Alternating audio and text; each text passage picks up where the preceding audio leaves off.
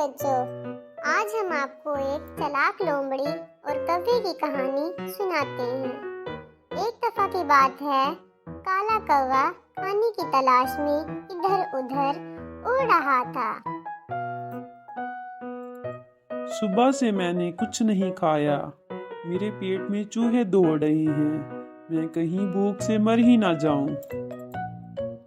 उड़ते उड़ते अचानक उसे एक दरख्त के पास पनीर का टुकड़ा गिरा पड़ा नजर आया।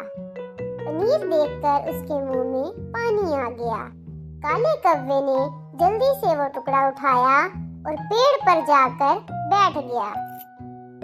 शुक्र है अल्लाह का, कुछ तो खाने को मिला। अब तो मैं इसे आहिस्ता आहिस्ता पूरा मजा लेकर खाऊंगा।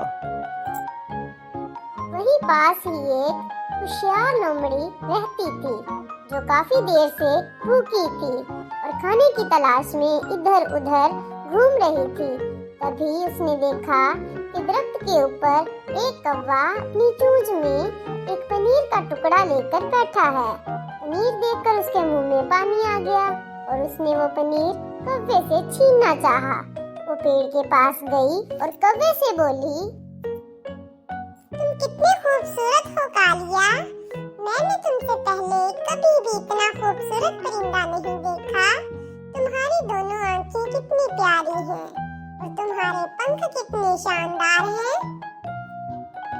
कौवा अपनी तारीफ सुनकर बहुत खुश हुआ और वो लोमड़ी की बातों में आ गया। मुझे यकीन है कि तुम्हारी आवाज भी इतनी ही खूबसूरत होगी जितने तुम हो। क्या तुम मेरे लिए गाना गाओगे? मैं तुम्हारी खूबसूरत आवाज सुनना चाहती हूँ। कौवा अपनी तारीफ में इतना मगन हो गया कि वो भूल ही गया कि उसके मुंह में एक पनीर का टुकड़ा है। और जैसे ही कौवे ने गाना गाने के लिए मुंह खोला तो पनीर का टुकड़ा उसके मुंह से गिरकर जमीन पर आ पड़ा। लोमड़ी ने जल्दी से वो टुकड़ा उठाया और जल्दी से वहां से भाग गई। कौवा जोर जोर से रोने लगा। अरे यार, ये मैंने क्या किया? मैं अपनी झूठी तारीफों में इतना खो गया, मेरा दिमाग ही चलना बंद हो गया। कौवा फिर से खाने की तलाश में उड़ गया।